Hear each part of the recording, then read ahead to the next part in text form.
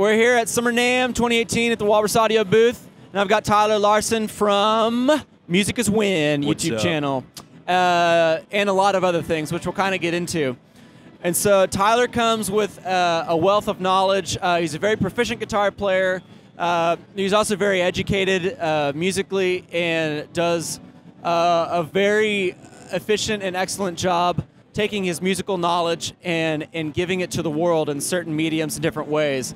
Can I put that on my website as a testimonial? Absolutely. Yes. Absolutely. That was amazing. And so he's here to kind of help us, all of us as guitar players, not obsess about pedals, amps, and guitars so much, but maybe obsess about the things that matter, like theory or practice or listening to music and how to listen to music, all that kind of stuff.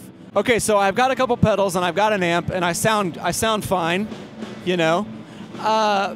What are kind of the next steps for me to jump out of maybe just a hobbyist guitarist, but maybe jump into being the quality guitarist that somebody would want to have come into a studio or jump on a tour with somebody? How do I get to that next level of music knowledge and proficiency? What would you say?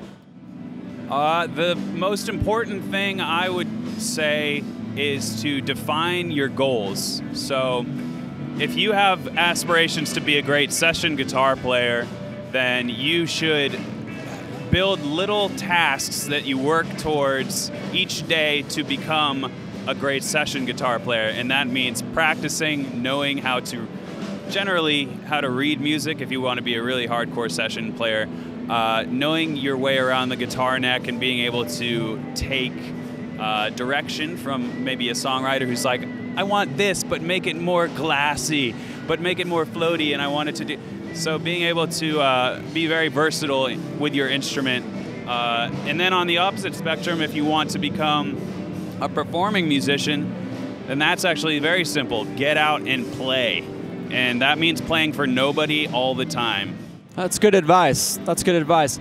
So you mentioned reading music, and I think that's super important. So what was your, were you involved in any kind of like choral program or orchestra or band in high school or junior high or anything like that?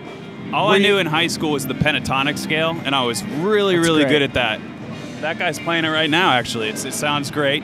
We're hearing a lot of it. Yeah. And then I went to music college, and that's where I was forced to read music or else I would fail.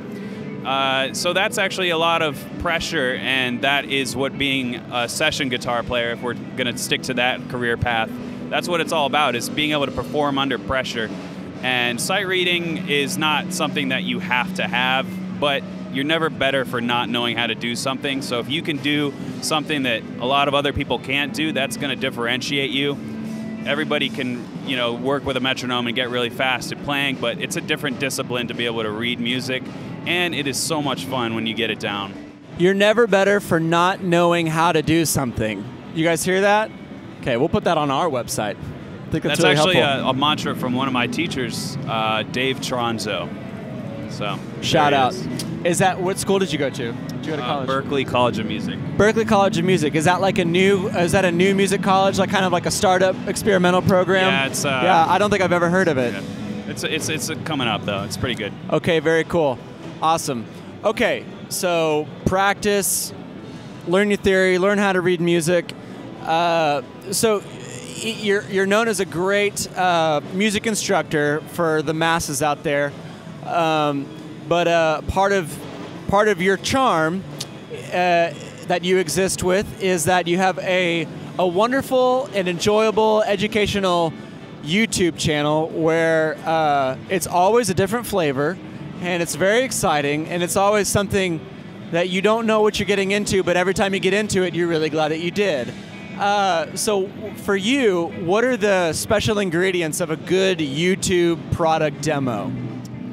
Product demo specifically, I think it is so easy to get a pedal or a piece of gear and say, okay, so if you turn the knob like this, it's going to do this, and if you play with this kind of pickup, it's going to sound like this.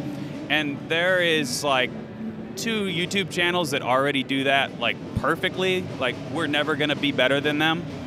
That Pedal Show is one of them. I know those guys; they're amazing. So I would say that you have to find your own voice, and that's both a musical term as well as a term for cinematography. Having your own, style when you present something, and for me, that is creating compositions with the gear that I take, because there is nobody who's going to sound exactly like me and film the exact way that I do. And as a result, I deliver a very unique product, end result, I would say, with the gear.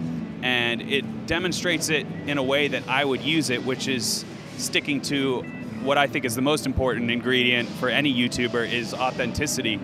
So I'm not necessarily trying to sell anything. I'm just saying, look at how much fun I'm having with this thing, and sort of trying to bestow some inspiration. So just, do the thing that you like to do with the piece of gear, and that will usually come through in the end result. Man, I think that's great advice. And I think it's really neat on your YouTube channel, you really do a lot of work to compose music to go with it. Because I think a lot of YouTubers / dudes coming here at NAMM are just really plugging in the guitar and the amp, and we just call it fretboard vomit. And I like that term. Just fretboard vomiting all over the place.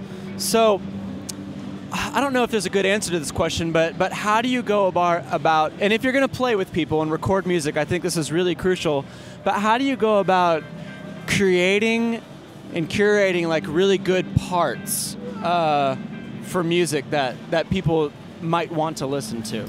Well, I think I met James Valentine, who's the guitar player for Maroon 5, and I think he said it best when I asked him, how do I play guitar in 3 words or less? And he said, serve the song.